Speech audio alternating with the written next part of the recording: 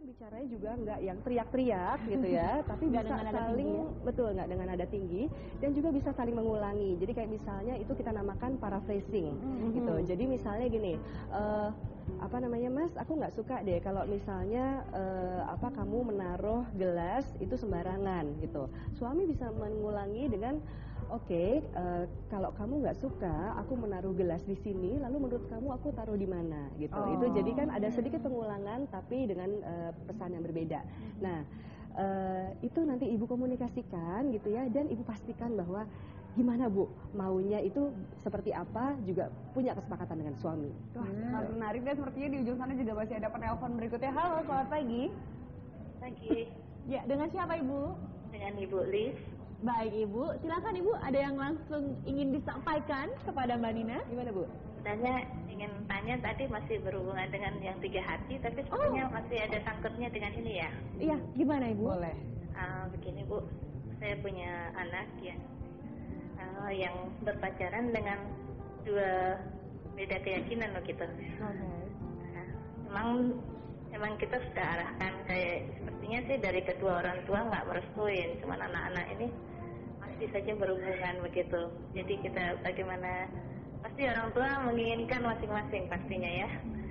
Cuman kita inginnya gimana ya caranya supaya nggak menyinggung kedua-duanya anak ini gitu.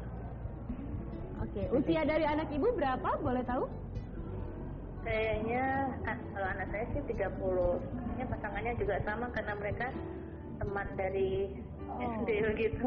Sudah cukup matang, 30 ya? 30, usia siap menikah sebenarnya ya?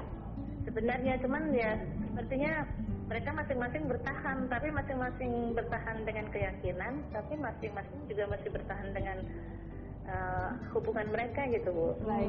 Ya, bagaimana cara menyampaikannya agar mereka tidak tersinggung begitu ya Bu Lis ya? Gitu. Sebenarnya juga tadi masih kayaknya berhubungan dengan yang 3 hati tadi ya Bu. Baik. Terima kasih Ibu. Dan langsung Mbak Nina, gimana nih caranya supaya tidak menyinggung perasaan dari putra-putrinya? Iya, jadi saya sebetulnya bisa memahami ya kenapa si ibu ini khawatir sekali, karena memang perbedaan agama itu kan juga adalah perbedaan budaya. Artinya itu bisa jadi sumber konflik yang besar nantinya di masa yang akan datang.